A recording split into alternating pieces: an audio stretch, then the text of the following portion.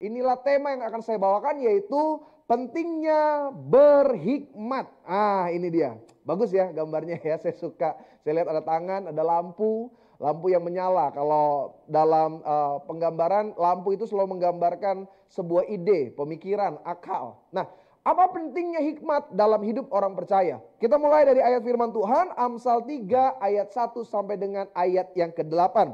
Sebelum saya menjelaskan keseluruhan tema yang saya sudah siapkan, lebih dulu kita membaca Amsal pasal 3 ayat 1 sampai dengan ayat yang ke-8. Kalau kita udah buka Amsal, orang udah tahu deh, ini karena kitab ini berisi banyak sekali pesan-pesan hikmat. Bahkan ayat yang kita baca itu ada dalam judul perikop, berkat dari hikmat. Amsal 3 ayat 1 sampai 8, jemaat Tuhan yang tidak bisa lihat Alkitab jangan khawatir.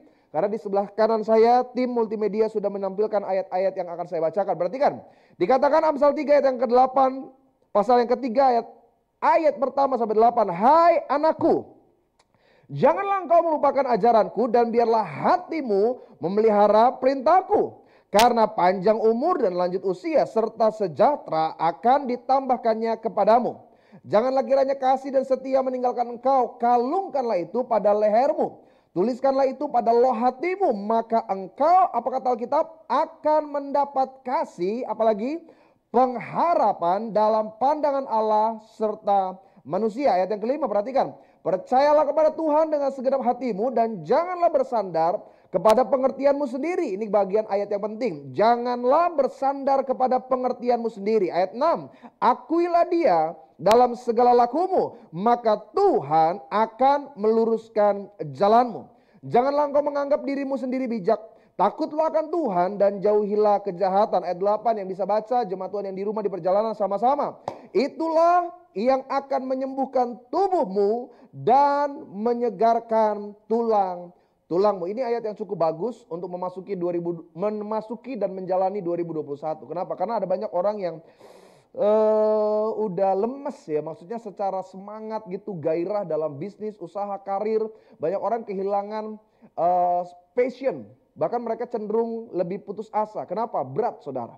Mungkin sebagian saudara yang menyaksikan berkata, biasa-biasa aja pendeta. Tapi kenyataannya tidak sedikit dari kita, bahkan orang percaya, hari-hari ini kita berhenti dalam berpengharapan dan beriman. Why?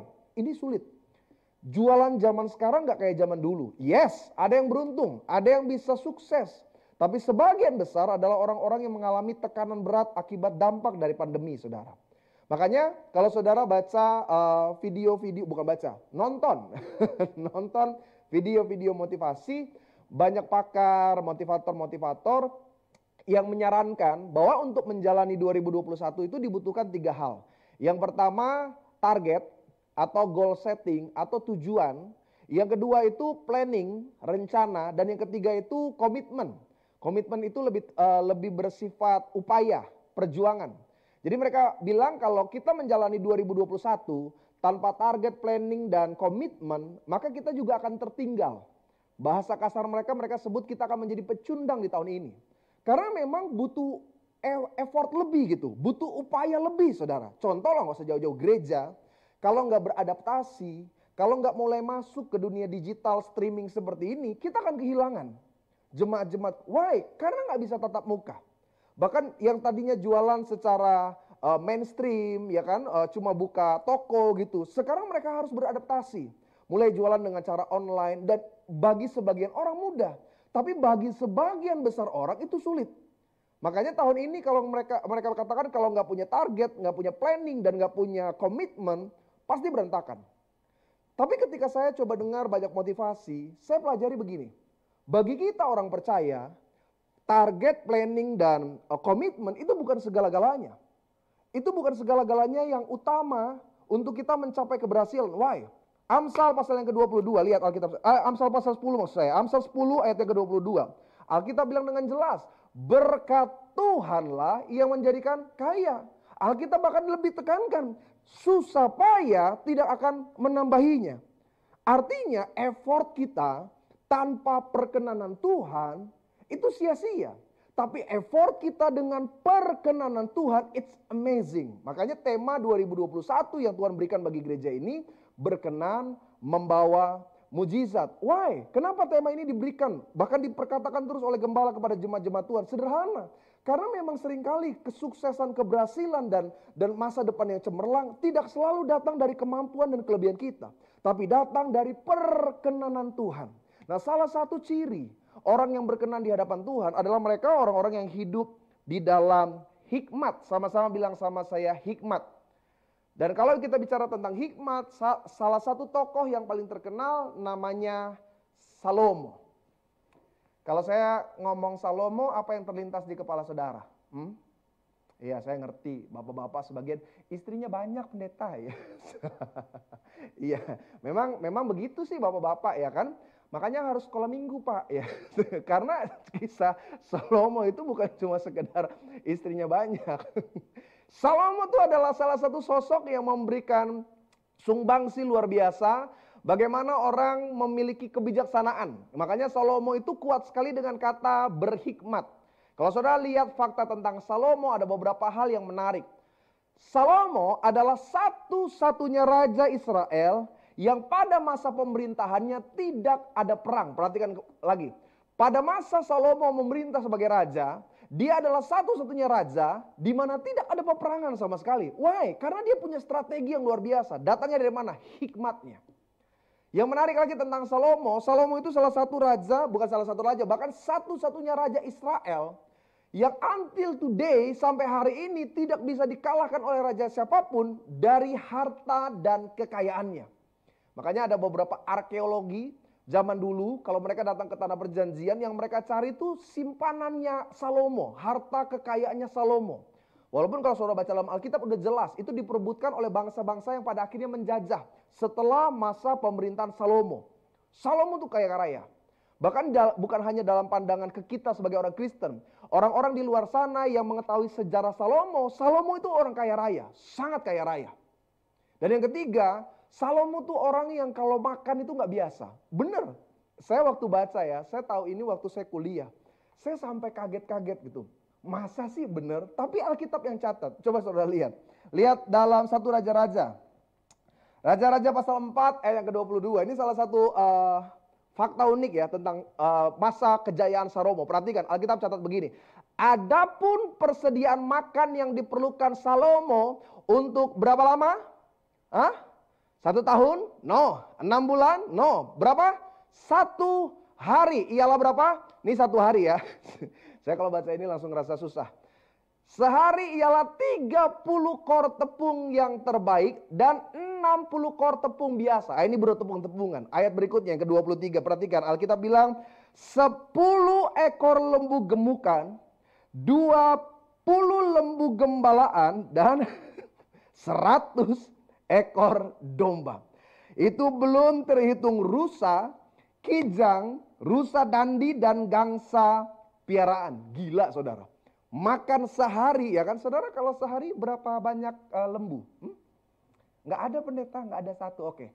Berapa ratus kilo daging sapi yang saudara makan setiap hari? Nggak ada ya. Gram ada gram? Nggak ada ya. Kuintal ada kuintal. Bener. Dia kalau makan 1 hari, ya bukan cuma sendirian memang. Dia sama pegawai, sama ya ajudan-ajudannya, ya kan. Pokoknya seisi istana. Bayangkan ya, ini bukan sama rakyat ya. Cuma dia di dalam istana dan seluruh orang yang tinggal di istana. Alkitab bilang 10 ekor lembu gemukan, 20 lembu yang lucu, yang unik dikatakan 100 ekor domba. Belum terhitung rusa, kijang, rusa dandi, dan gangsa piaraan. Itu kaya raya saudara. Jadi Salomo adalah orang yang sangat amat terberkati. Tapi apa kunci berkat yang dia dapat? Ya, semua kita tahu. Hikmat. Sama-sama bilang sama saya, hikmat. Karena tanpa disadari, saudara, tidak sedikit kita bahkan sebagai orang percaya, kita cuma sibuk sama target, planning, dan komitmen kita gitu. Kita sebagai pebisnis, sebagai seorang pengusaha, pedagang, kita sebagai seorang orang yang menjalani keuangan, kita cuma pusing sama target gitu. Pokoknya target tahun ini saya mau punya rumah. Target tahun ini saya mau punya mobil. Target tahun ini saya mau punya simpanan. Bukan simpanan perempuan, harta, aset ya.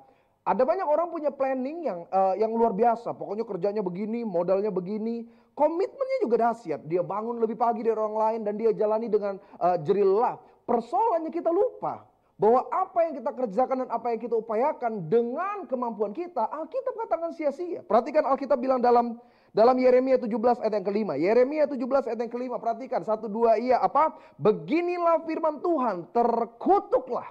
Alkitab mulai dengan kata terkutuklah orang yang mengandalkan apa? Manusia. Yang mengandalkan kekuatannya sendiri dan yang hatinya menjauh daripada Tuhan. Berapa banyak kita dulu bahkan gak bisa gereja cuma karena kita sibuk dalam pekerjaan kita. Habis gimana pendeta? Saya mesti ketemu sama bos saya. Pendeta, nanti saya ada meeting sama klien. Pendeta, saya nanti harus ketemu sama customer. Pendeta, saya masih ada rapat nih pendeta. Sampai-sampai kita gak bisa doa. Kita terlalu letih dan tidak bisa bersekutu sama Tuhan. Karena kita bilang, saya sibuk pendeta. Saya dari pagi sampai dengan malam banyak urusan yang saya kerjakan. Dan Alkitab bilang terkutuk. Karena konsep yang dijalani manusia dengan konsep yang Alkitab ajarkan seringkali berbeda. Bukan berarti kita nggak butuh target. Saudara jangan salah paham ya. Jangan sampai nanti setelah ini ibadah, si Ebi bilang tuh nggak perlu ada target dalam hidup. Udah santai-santai aja, yang terjadi terjadilah. Ah, ini agak on ya kan. Target, planning dan komitmen harus ada dalam bagian hidup kita. Tapi itu bukan yang terutama. Apa yang terutama? Ketika kita hidup di dalam kebenaran firman. Dan salah satu cirinya adalah kita memiliki hikmat. Sama-sama bilang sama saya, hikmat. Makanya ketika Tuhan datang kepada Salomo dan Tuhan bilang begini, tell me what do you want? Alkitab bilang, coba lihat kisahnya supaya saudara ngerti betul konsep yang sedang saya kupas pada kesempatan sesi ini. 1 Raja-Raja pasal yang ketiga dan yang kelima. Perhatikan nanti kita lompat ayat yang ke-9 sampai dengan ayat yang ke-13. Ini ayat yang kelima. Di Gibeon itu Tuhan menampakkan diri kepada siapa? Salomo. Dalam mimpi pada waktu malam. Perhatikan. Berfirmanlah Tuhan, berfirmanlah Allah, mintalah apa yang kau kehendaki, kuberikan kepadamu. Kata-katanya gak asing ya. Kayak iklan rokok itu. Ketemu jin, lalu jinnya minta. Bilang apa yang kau minta. Tapi ayat yang ke-9 yang menarik. Perhatikan ayat yang ke-9 dari 1 Raja-Raja pasal 3. Maka berikanlah kepada hambamu ini hati yang faham menimbang perkara untuk menghakimi umatmu dengan dapat membedakan antara yang baik dan yang jahat. Sebab siapakah yang sanggup menghakimi umatmu yang sangat besar ini? 10, ini kuncinya dikatakan lalu adalah baik di mata Tuhan bahwa Salomo meminta hal demikian. Dan setelah Salomo minta dan Tuhan berkenan atas permintaannya, ayat 11, 12, 13. Perhatikan. Berfirmanlah Allah kepada Salomo, oleh karena engkau telah meminta hal yang demikian dan tidak meminta umur panjang atau kekayaan atau kemenangan atas nyawa musuhmu, melainkan pengertian untuk memutuskan hukum, maka sesungguhnya aku yakni Tuhan melakukan sesuai dengan permintaanmu itu. Sesungguhnya aku memberikan kepadamu hati yang penuh hikmat dan pengertian, sehingga sebelum engkau tidak ada seorang pun seperti engkau, dan sesudah engkau tak akan bangkit seorang pun seperti engkau. Ayat 13. Dan juga apa yang tak kau minta, ini poinnya, apa yang tidak kau minta aku berikan kepadamu, kekayaan, kemuliaan, bahkan umur panjang, tidak tak akan seorang pun seperti engkau di antara raja-raja. Apa pentingnya hikmat? Yang pertama saya catat di sini, hikmat membantu kita mengambil keputusan yang benar. Permintaan Salomo kepada Tuhan itu seperti jackpoint, saudara. Tahu nggak? Bukan jackpoint, jackpot. Orang kalau main gambling itu, main yang diginin, lalu angka, nanti muncul 777, itu jackpot. Itu keluar banyak koin itu. Nah, permintaan Salomo kira-kira analoginya seperti itu. Ketika Salomo ditanya sama Tuhan, what do you want? Apa yang kau mau? Nah, yang menarik, permintaan Salomo berbeda dengan kebanyakan orang pada umumnya. Karena jangankan Salomo, jangankan orang lain. Saya, kalau misalkan Tuhan datang dan tanya, Yebi, apa yang kau minta? Saya pasti minta hal-hal yang bersifat duniawi ya. Saya akan bilang, Tuhan, saya minta sukses deh Tuhan. Saya minta sehat, saya minta umur panjang, ya kan? Saya minta kekayaan dan lain sebagainya. Tapi Salomo, dia berkata, berikan aku pengertian, berikan aku hikmat. Dan ketika dia minta hikmat, hal-hal yang lain itu diberikan juga Tuhan kepada dirinya, saudara. Pak, Bu, Banyak orang hari-hari ini bermasalah dalam hidupnya bukan karena setan ganggu-ganggu sama dia. Banyak orang percaya hari-hari ini hidupnya dalam keadaan susah, bahkan bukan karena iblis coba-cobai sama dia. Tapi seringkali karena keputusan yang kita ambil adalah keputusan yang salah. Hidup kita ini rangkaian keputusan. Hari ini saya ada sebagaimana saya ada, itu juga tidak lepas dari keputusan kita di hari kemarin. Saya ulang sekali lagi. Hidup saudara, keadaan, kondisi, situasi yang kau jalani hari ini tidak lepas dari keputusan yang pernah kita ambil di hari yang kemarin. Nah, keputusan-keputusan ini satu kali akan membuat sebuah benang merah antara masa lalu dan masa depan. Persoalannya ada banyak kita mengambil keputusan hanya didasari dari emosional kita. Kita mengambil keputusan dari hawa nafsu kita sampai kita lupa apa yang baik dan berkenan di hadapan Tuhan. Lihat doa Yesus. Yesus berkata layaknya seorang manusia, jika boleh, lalukanlah cawan ini daripada aku. Tapi dia berkata-kata dengan hikmat, bukan kehendakku yang terjadi, melainkan kehendakmu.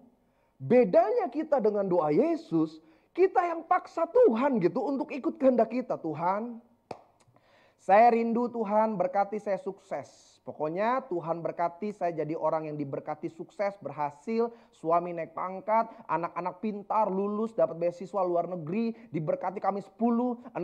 Pokoknya Tuhan kayak babunya kita gitu. Tinggal Tuhan dari samping nyatet gimana. Sampai kita lupa bahwa apa yang kita rancangkan, apa yang kita planningkan, apa yang kita targetkan seringkali bermasalah bagi kita. Disinilah kita butuh hikmat, saudara. Hikmat menuntun kita dalam jalan yang lebih benar. Karena kalau saudara lihat keadaan-keadaan sehari-hari ini, ada banyak orang sulit membedakan antara senang dengan bahagia. Saya ulang sekali lagi. Ada banyak orang tidak bisa membedakan mana yang senang, mana yang bahagia. Kalau saudara masuk dalam ilmu psikologi, senang dan bahagia itu dua hal yang berbeda. Maknanya kelihatannya sama, padahal sangat jauh berlainan. Kalau saya pribadi punya bahasa sederhana gini, saudara. Orang yang senang belum tentu dia bahagia. Tapi orang yang bahagia sudah pasti dia senang. Satu kali saya akan bahas tentang khotbah ini dalam kesempatan yang lain. Jadi satu kali ada sebuah penelitian, dikumpulkan beberapa anak-anak itu dalam sebuah ruangan. Dan orang ini memberikan sebuah pertanyaan. Kalian mau snack nggak? Mau permen nggak? Ya mau, semua anak-anak mau permen, mau snack, mau kue, ya anak-anak namanya juga. Lalu orang ini datang membawa permen. Jadi ditaruh di meja. Jadi ada satu anak, masing-masing anak di depannya ditaruh permen. Nah, peneliti ini bilang begini. Kalau kamu mau tunggu 15 menit dan permen ini nggak langsung dimakan, aku akan tambah lagi sama permen yang kedua. Jadi ditaruh permen di depannya, perintahnya cuma satu. Silakan ambil, tapi kalau mau tunggu 15 menit, permennya akan ditambah jadi 2. Yang menarik adalah dari 10 anak, 2 mulai ambil. Mulai makan. Artinya dia nggak dapat kesempatan permen yang kedua. Tapi yang 8 terima. Dikasih permen lagi, dikasih permen lagi, dikasih permen lagi, dikasih permen lagi, dikasih permen lagi. Lalu penelitinya mulai bilang begini lagi sama anak-anak. Kalau kalian mau ambil silakan, tapi kalau kalian mau tunggu 15 menit lagi, aku akan datang bawa marshmallow. Marshmallow itu kue yang kenyal-kenyal. Saudara tahu marshmallow, pernah dengar marshmallow? Pernah? Cucur pernah dengar cucur ya? Cucur. Marshmallow, anak-anak sekarang tahu marshmallow. Jadi dikasih marshmallow, kalau mau tunggu 15 menit lagi. Yang menarik, 3 anak nggak bisa tahan. Dia makan 2 permennya, tapi yang 5 masih bertahan. 15 menit kemudian dikasih marshmallow tambahan. Lalu ditanya lagi, kamu silakan ambil 2 permen dan marshmallow ini, tapi kalau kamu mau tunggu 15 menit lagi, aku akan datang bawa snack kue. Nah, semakin lama, semakin banyak anak yang berguguran karena mereka nggak tahan gitu, mereka ambil. Dan ternyata penelitian ini bukan hanya berhenti sampai sini, saudara. Anak-anak ini terus dipantau sampai dengan masa depannya. Dan ternyata faktanya, anak-anak yang tidak bisa menahan diri, anak-anak yang tidak bisa mengambil keputusan dengan lebih bijak, mereka akhirnya jadi orang-orang yang sulit untuk berhasil. Kan bukankah itu persoalan yang sama ketika kita bicara tentang nabung, ya kan? Banyak orang kan gitu kan, lebih mengikuti apa yang senang daripada apa yang akan bahagia nanti dia dapat. Kenapa? Keputusannya. Nah, ini yang menjadi titik balik kita di 2021. keputusan yang kita ambil itu cuma untuk kita senang, untuk kita terpuaskan, atau ini untuk sesuatu yang lebih besar lagi nantinya. Nah, kalau saudara nggak punya hikmat, sulit sekali untuk kita mengambil keputusan yang benar. Coba lihat zaman sekarang. Salah satu hal yang buat saya ini krisis terjadi khususnya di Indonesia adalah krisis tentang harga diri. Berjalannya teknologi sosial media, dampak dan efek sampingnya adalah membuat orang lebih berekspresi, tapi dengan cara-cara yang salah. Sekarang orang nggak malu, saudara, ngomongin aib diri sendiri. Saya bingung. Bahkan anak-anak perempuan masih kecil-kecil ya kan, masih remaja gitu. Saya bingung gitu. Bagaimana bisa mereka seperti nggak ada beban gitu, memamerkan tubuhnya, ya kan, menceritakan aibnya. Bahkan istilah tidur, maaf banget, mungkin agak sedikit vulgar, tapi saya mau katakan dengan sangat jujur. Bahkan tidur dengan pasangan yang belum nikah, dengan pacar-pacarnya, itu oke, nggak apa-apa. Ini memang generasi kami, ini memang sudah zamannya. Dan ini yang saya katakan, keputusan yang bodoh, tidak berhikmat. Yang penting saya senang pendeta, yang penting saya suka pendeta. Dia lupa, apa yang menjadi keputusan hari ini akan berdampak di hari esok. Makanya nggak heran, tingkat aborsi itu cuma semakin meningkat. Nikah muda, saya paling banyak waktu saya tugas di Manado. Aduh, sedih ngelihatnya. Datang 2 orang, saya pikir masih polos. Paling doa untuk ujian, paling doa untuk ulangan gitu. Mau doa mau nikah, masih kelas 2 SMA. Darah Yesus. Keputusan yang salah membuat masa depan mereka juga hancur. Tidak sedikit dari mereka akhirnya punya anak tanpa suami. Saya ingat betul waktu saya di Surabaya, kan saya sama istri saya, kita cek kandungan itu di Kendang Sari. Nah, waktu saya selesai masuk mobil, maksudnya selesai pemeriksaan, istri saya cerita, dia bilang begini, Yang, tadi ada orang yang bingung. Jadi kan gini, kalau kita mau masuk pemeriksaan, ya kan kandungan, itu biasanya di lembar formulir, salah satu pertanyaan dari setiap tempat bersalin itu, siapa nama suaminya? Bingung, saudara. Saya juga nggak mau langsung menghakimi, tapi istri saya bilang dia kelihatan bingung. Buat apa bingung kalau memang dia ada suaminya, ya kan? I don't know. Tapi itu kenyataan hari-hari ini. Ada banyak orang punya anak nggak punya suami. Jangankan bicara nikah, nggak nikah punya anak. Kenapa? Keputusan yang salah, cuma ngikutin hawa nafsu. Ada banyak orang yang akhirnya hidup dalam penyakit menular, ya kan? Berapa banyak dulu saya layani jemaat-jemaat Tuhan yang AIDS. Kenapa ya? Begini hidup yang seperti ini, keputusan cuma untuk senang. Ada orang ngikutin emosi, gampang marah, ya kan? Nggak suka sedikit berteriak, nggak suka sedikit maki. Dia punya istri, salah sedikit dia tempeleng. Ada banyak berita cuma karena emosi sesaat, suami di penjara, Pak. Bener. Yang lebih menakutkan sebenarnya bukan suami di penjara. Tanya Pendeta Richard. Pendeta Richard pernah satu kali datang ke tempat penjara perempuan. Selesai khotbah, konseling, ditanya, Bu, kenapa ibu masuk sini? Ini perempuan bilang, iya Pak, saya melakukan kriminal. Apa kriminalnya? Bunuh suami. Tuh Pak, banyak-banyak doa lah bapak-bapak sekarang ini. Zaman sekarang perempuan beda. Wonder Woman zaman sekarang, lebih gagah perkasa. Pokoknya bapak nih saya ingetin nih 2021. Kalau mulut kasar ya kan, tangan ringan, bokek lagi, banyak-banyak doa lah Pak, ya kan? Pilihannya cuma 2. Lu ditinggal sama bini lu, ya kan? Atau dimatiin sama bininya kalian.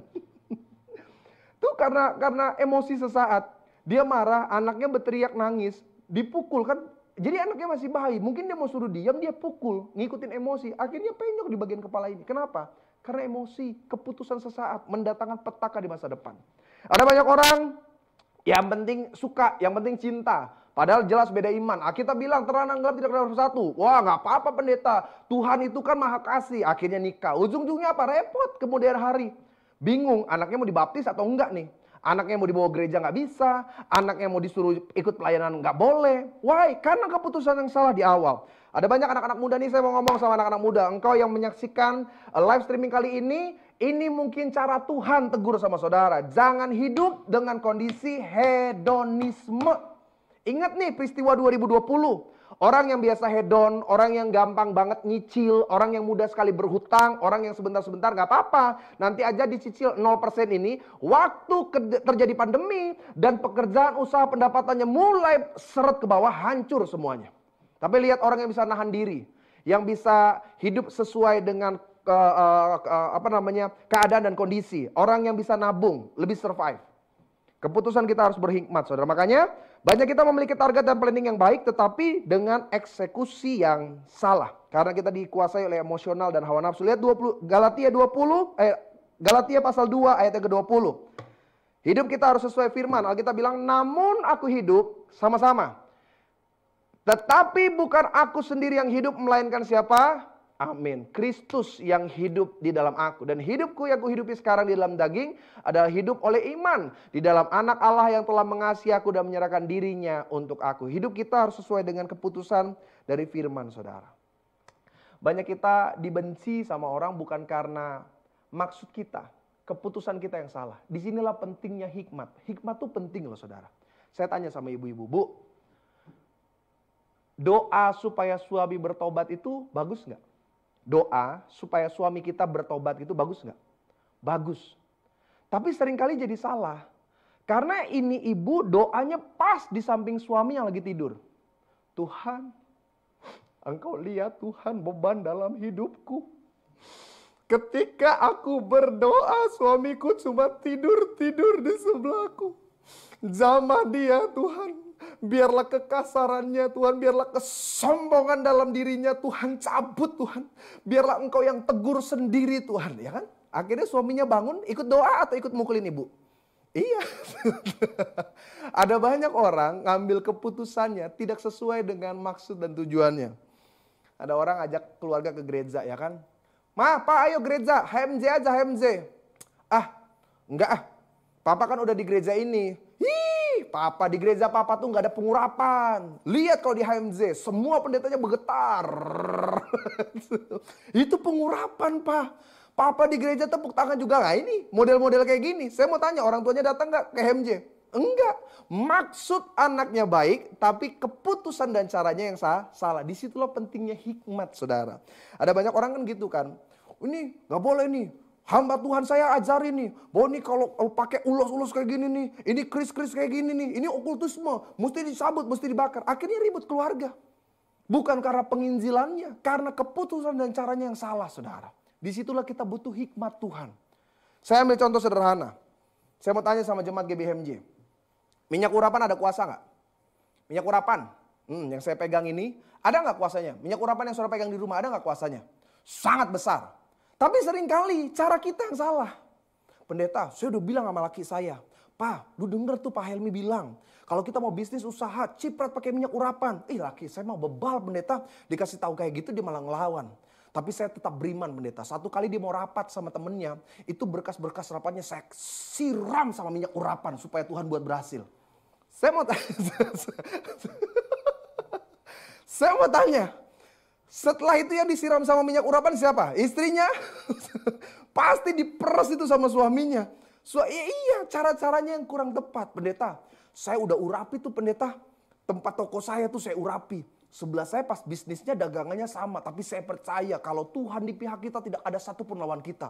Gua siram pakai minyak urapan aja toko sebelah. Saya mau tanya, saudara makin laku keras atau hancur usahanya? Bukan maksud kita yang seringkali bermasalah, tapi cara, tindakan, dan keputusannya. Disitulah kita butuh hikmat-hikmat Tuhan, saudara. Ada jemaat Tuhan bilang begini, pendeta.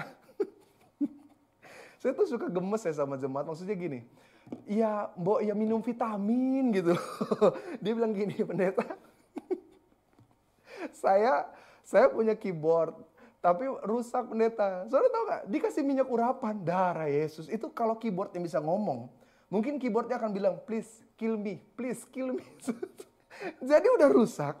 Dia nggak servis, dia nggak perbaiki, dia kasih minyak urapan. Saya percaya minyak urapan tuh ada kuasa. Tapi harus dengan cara dan apa ya maksudnya ya, porsi yang tepat gitu kira-kira. Ada banyak orang aneh-aneh aja. Dia urapi mobilnya supaya nggak kecelakaan, tapi sampai kaca-kaca depan dia urapin pakai minyak. Ya nggak kelihatan dong ya kan, buram semuanya.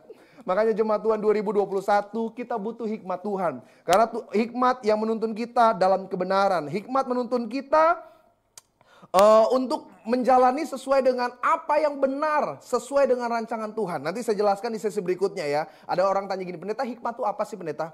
Saya mau tanya sama saudara, apa lawan kata hikmat? Kalau saya tanya hikmat itu apa, banyak orang bilang ya keputusan yang benar, keputusan yang bijak. Tapi saya mau tanya, apa lawan kata hikmat? Ada banyak orang kalau saya tanya di pertemuan langsung, apa lawan kata hikmat? Banyak kita menjawab gini, lawan kata hikmat itu bodoh. Lawan kata hikmat itu kurang pandai. Gini ya saudara, hikmat tidak ada hubungannya dengan kepintaran, kepandaian, atau kecerdasan seseorang. Bukan berarti orang yang sekolah lebih tinggi lebih berhikmat daripada orang yang sekolah lebih rendah. Karena kenyataannya ada banyak orang yang tidak menempuh pendidikan tinggi tapi punya hikmat lebih pintar daripada orang yang bersekolah tinggi. Lawan kata hikmat itu egois. Apapun yang egois pasti tidak berhikmat. Dan sebaliknya apapun yang berhikmat pasti tidak egois. Ada satu kisah yang terkenal tentang dua orang di tempat yang sama dan terjadi keributan karena domba Abraham dan domba Lot sangat-sangat banyak. Alkitab bilang apa? Ini yang terakhir, Kejadian 13. Saya ingin setiap jemaat Tuhan mengerti. Hikmat adalah hal yang penting. Hikmat yang membuka tingkap-tingkap berkat Tuhan berkelimpahan dalam kehidupan kita. Kejadian 13, 6-12. Perhatikan. Tetapi negeri itu tidak cukup luas bagi mereka untuk diam bersama-sama. Sebab harta milik mereka amat banyak. Sehingga mereka tidak dapat berdiam bersama-sama. Karena itu terjadilah perkelahian di antara para gembala Abram dan para gembala Lot. Pada waktu itu orang Kanaan dan orang Feris diam di negeri itu. Maka berkatalah Abraham kepada Lot. Perhatikan ayat-ayat ini. Janganlah kiranya ada perkelahian di antara aku dan engkau. Nih orang berhikmat gitu. Padahal Abraham punya hak untuk menegur Lot. Abraham yang mengajak Lot dan membuat Lot jadi sukses. Tapi Abraham bilang apa? Janganlah kiranya ada perkelahian di antara aku dan engkau. Dan antara para gembalaku dan para gembalamu. Sebab kita ini kerabat. Bukankah seluruh negeri ini terbuka untuk engkau? Baiklah pisahkan dirimu daripadaku. Perhatikan ini kalimat orang berhikmat. Jika engkau ke kiri, apa kata Abraham? Aku ke kanan. Jika engkau ke kanan, aku ke kiri. Abraham punya hak untuk berkata, Lot, ini tempat saya. Kalau kamu gak suka cari tempat lain. Atau Abraham bisa bilang, oke, saya akan pilih sebelah kanan dan kamu akan pilih sebelah kiri. Tapi tidak dengan Abraham, dia orang yang tidak egois. Dia bahkan berkata, kalau engkau ke kanan, biar aku ke kiri. Kalau engkau ke kiri, biar aku ke kanan. Repotnya Lot, orang yang gak tahu diri. Perhatikan ayat yang ke-10. Lalu Lot melayangkan pandang dan dilihatnya bahwa seluruh lembah Yordan banyak airnya. Seperti taman Tuhan. Ayat yang ke-11. Sebab itu Lot memilih baginya seluruh lembah Yordan. Lalu ia berangkat ke sebelah timur dan mereka berpisah. Abraham menetap di tanah Kanaan tetapi Lot menetap di kota-kota lembah Yordan dan berkemah dekat Sodom. Saudara kalau belajar geografi perjanjian lama. Tempat yang dipilih Lot itu tempat yang subur. Artinya dia kasih pamannya tempat yang lebih tandus dan kering. Tapi apa dampak yang terjadi ketika ketika Abraham melangkah dengan hikmat? Ayat yang berikutnya perhatikan. Kejadian 13. Ayat yang ke-13, 17. Ini ayat penutup untuk sesi ini. Adapun Sodom. Orang Sodom sangat jahat dan berdosa terhadap Allah. Setelah Lot berpisah daripada Abraham, berfirmanlah Tuhan kepada Abraham. Pandanglah sekelilingmu dan lihatlah tempat, dari tempat engkau berdiri itu ke timur, barat, utara, selatan. Sebab seluruh negeri yang kau lihat itu akan kuberikan kepadamu dan kepada keturunanmu untuk selama-lamanya. Aku akan menjadikan keturunanmu seperti debu tanah banyaknya. Sehingga seandainya ada yang dapat menghitung debu tanah, keturunanmu pun tidak akan dapat dihitungnya juga. Bersiaplah jalani negeri itu menurut panjang dan lebarnya. Sebab kepadamulah akan kuberikan negeri itu. Dengan kata lain Tuhan bilang apa? Tempat yang tadinya tandus, tempat yang tadinya tidak dilihat oleh Lot menjadi tempat yang sangat diberkati Tuhan. Why? Karena berhikmat saudara. Berhikmat membuat kita melihat dengan cara pandang Allah.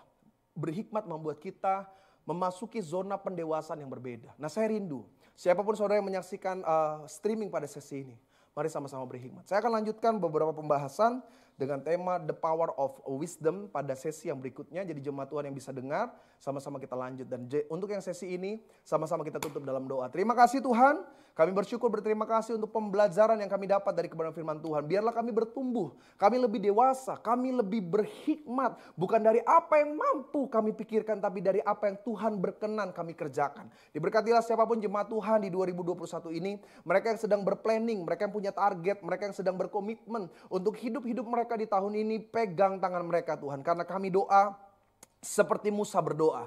Kami tidak bisa berjalan sendiri. Berjalanlah di depan kami Tuhan. Pimpin langkah-langkah kami supaya kami terima kemenangan. Terima kasih Tuhan. Biarlah firman ini menjadi rema, menjadi teguran untuk kami lebih bertumbuh dan dewasa di dalam pengenalan akan kebenaran firman. Di dalam nama Bapa, Putra, Kudus. Haleluya, puji Tuhan. Amin.